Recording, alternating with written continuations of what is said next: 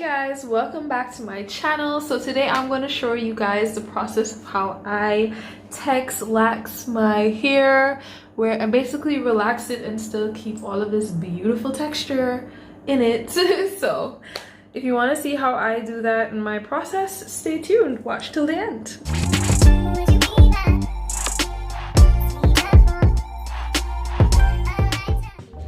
Disclaimer, I am not a professional, this is just what I do. Thank you.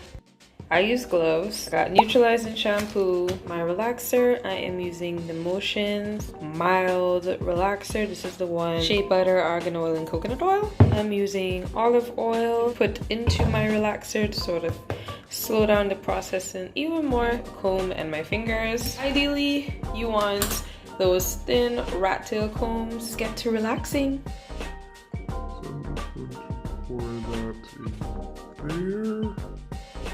Alright, so I've added my olive oil.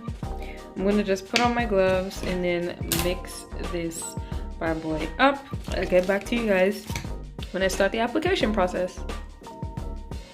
Now, the first thing that you want to do, especially if you have thick hair, is to section your hair. I like to section my hair into 4. Then I'm going to basically brush out my hair with a paddle brush to pretty much get most of my hair straight and make it very easy to see my line of demarcation and know exactly where I want to have the relaxer applied to. As you can see, I am not brushing all the way down to my scalp. I'm just basically brushing out my hair strand.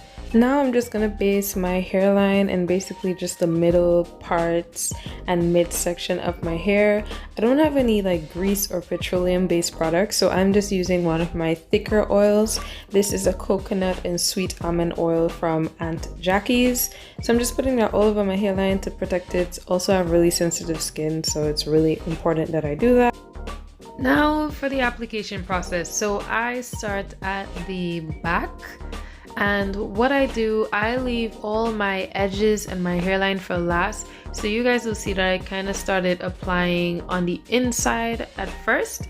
And I never ended up using the comb. I just used my fingers and I would just split small sections and then add the relaxer along. And as I'm adding, I am just smoothing my new groove with the relaxer one time. As you guys can see, I'm just smoothing it in, but I'm still leaving the very nape of my neck and my hairline, just so that at least my edges of my hairline and the nape kind of processes are on the same time, because those are my most fragile areas. So I'm just going through and I'm just applying and smoothing one time because I won't be running through my hair with a comb. So this is pretty much all the smoothing my hair is gonna get. Basically, before I start each new section, I also add some more olive oil, mix it in, and then move on. Again, the olive oil is there because you're trying to slow down the relaxing process. Now I know it looks like I'm skipping my edges because that is exactly what I'm doing. So just like the back, when I complete both sections at the front, that's when I will actually go in and put relaxer on my edges. I just prefer if my hairline relaxes last. I have a very sensitive hairline and I don't mind my hairline under processes. I much prefer under processing than over processing.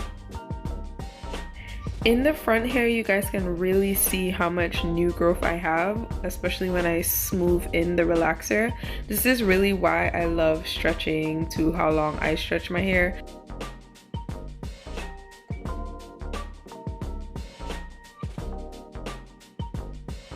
I'm going to do this side, and then once I have done all of this side, then I will do my edges, all my edges at the same time.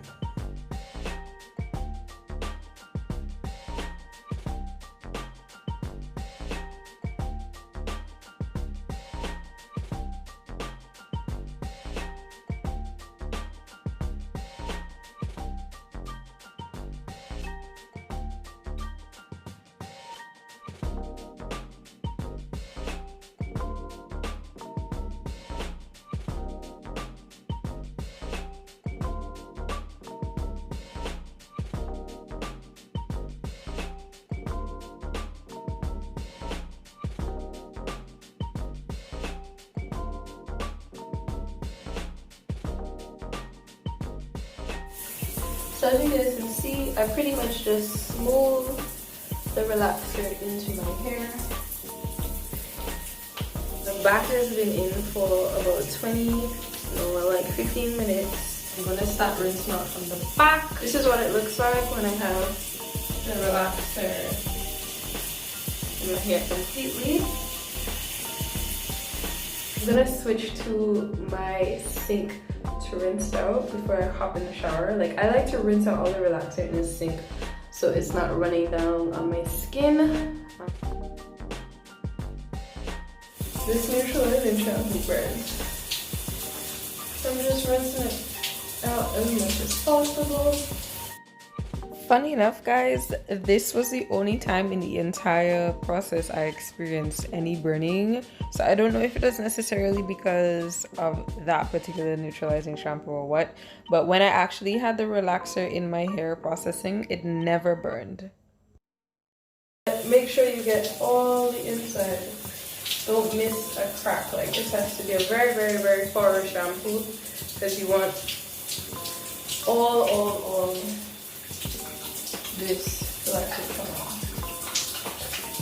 Ooh, look at this nice little curl I got going on. So bonds were broken because it's definitely much looser than it was earlier, but there's still bonds there. Surprisingly, it doesn't burn at the back, so I guess I probably just had a little burn. Oh, never mind, I spoke too soon.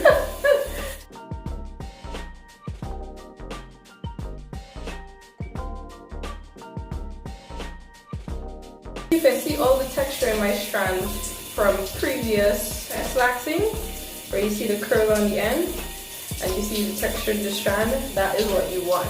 You want texture, because texture in relaxed hair, for me especially, means strength, and it means stronger hair.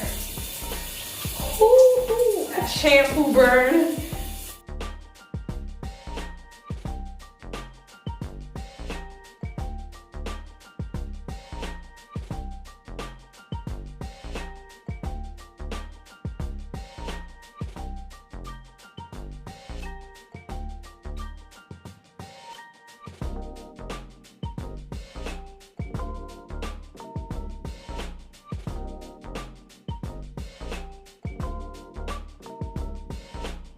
Okay guys, so typically I deep condition my hair right after I relax it. I'm going in with a protein, so this is the hair mayonnaise, and then I am going to mix it in with a more moisturizing deep conditioner as well. I'll be using my Aunt Jackie's deep conditioner.